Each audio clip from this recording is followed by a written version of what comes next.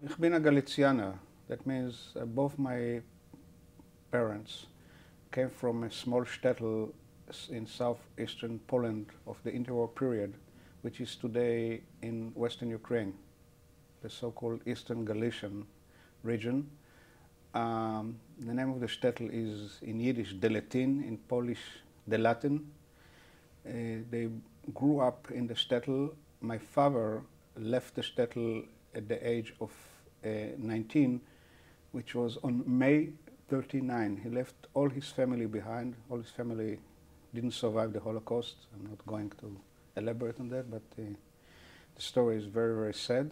He was left alone in the world in Palestine of the late 30s. Then he met my mother, who came as a girl with my grandmother, who was a widow, and made Aliyah to Palestine in 1935. And he looked for relatives, people that he might connect, from the old home. So he went to my grandmother's place. My grandmother was a Yiddish-speaking Orthodox woman of the old style. She owned a small shop in the outskirts of Tel Aviv in a place called Givatayim, and this was a Yiddish-speaking environment because my grandmother, until her death, couldn't barely speak one word of Hebrew. So I grew up in a context of, Yiddish-speaking Eastern Galician dialect, actually the same shtetl dialect of both my father and mother, who met in Palestine, kind of reunited in Palestine and married in the early 40s, the beginning of World War II. And all their life they spoke Yiddish.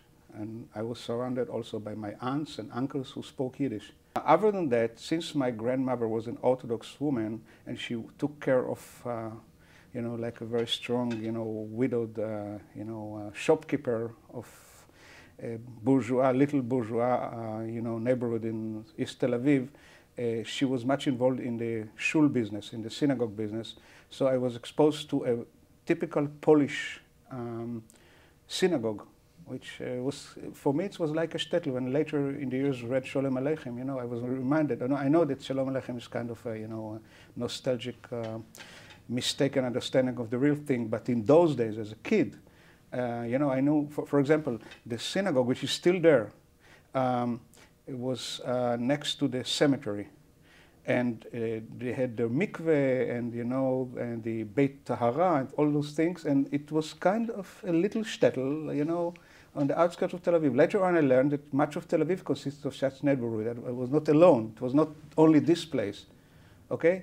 And the food, of course, okay? We had all, all the Polish, Jewish, Eastern European dishes, called in the Yiddish names, and we awaited them, and all the baking, and, of course, later on the yoich, the chicken soup, which I hated so much, by the way.